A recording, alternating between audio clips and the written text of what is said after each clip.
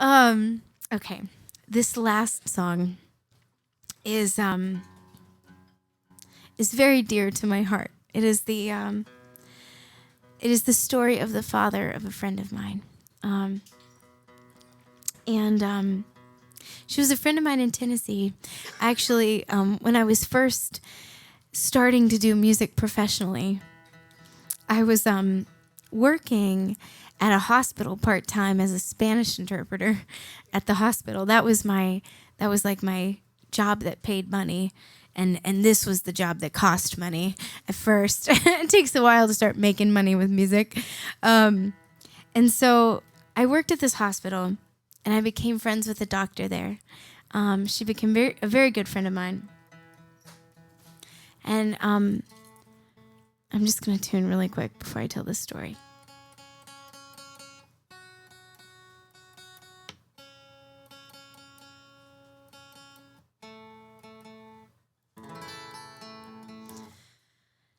So, while we were working together, her father passed away.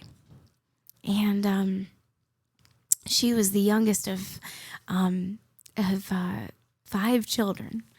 And she was the surprise baby. She was the bonus baby. And so her parents were quite a bit older. Her dad had served in World War II. And he was when he finished his service, he came back home to Tennessee, and he became a mail carrier for the postal service. They had a special program, they still do actually, where they hire veterans. And he was a rural mail carrier in his county, and he did that for the rest of his life. And so at his memorial service, at his funeral, they had it at a little church out in the country because it was a very small town, and the church was it was too full. I mean, like, not everybody could even fit in the church because everybody knew this man. He'd carried the mail for everybody, and she was a doctor, and so when it came time for the end of his life, he was in his late 90s, and she knew as a doctor that there were many ways that you could prolong somebody's life. And she had a real honest conversation with him about what that might look like. And he said, I want to be home in my own bed. I want to be surrounded by my family. I don't want to be on all these machines in a hospital. You know, I want to be at home. So they brought him home, and everybody gathered around. Their whole family did. And he, in his final couple hours, delivered some very important instructions for his funeral. He said he wanted to be buried in his overalls with a pack of cigarettes and a lighter. And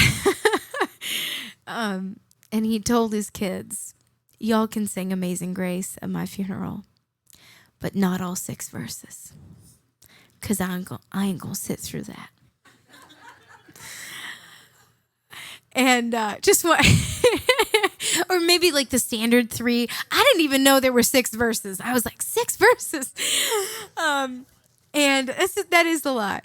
And so they carried out his wishes. And when she shared this with me, I really wanted to write a song about him. So this is called Overalls.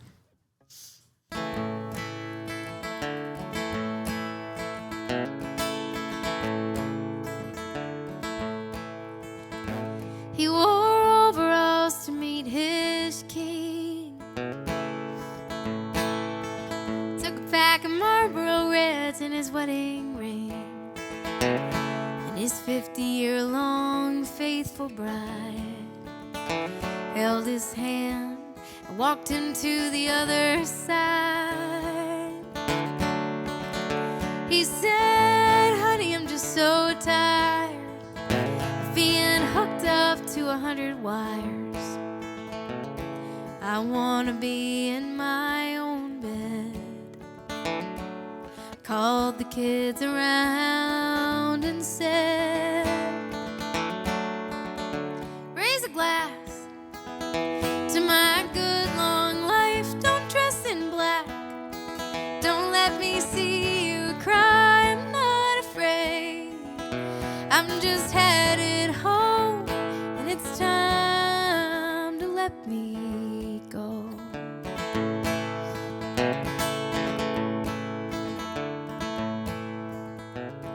I probably shouldn't have survived April 1945.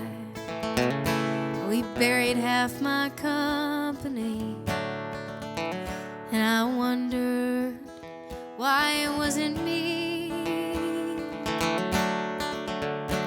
Well, that's the year I learned to pray.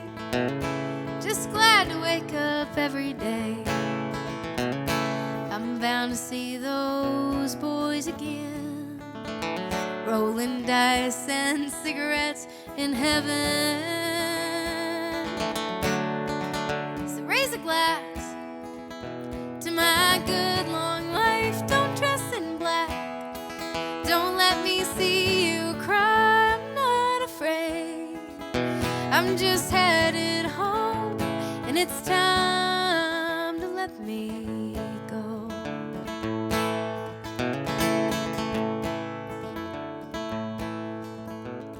Well, I kissed the ground after Japan, came home to be a mailman right here in Crossville, Tennessee. We bought this farm to raise a family, and we planned for 4, but we had 5. Your baby sister was a big surprise. I know I don't have much to show, but I'm the richest man I know. So raise a glass to my good long life. Don't dress in black. Don't let me see you cry. I'm not afraid. I'm just headed home, and it's time to let me go. It's time to let me go.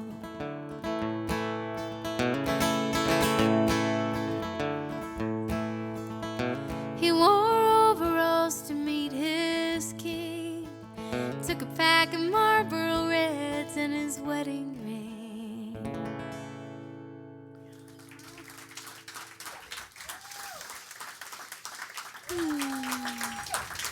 Thank you so much.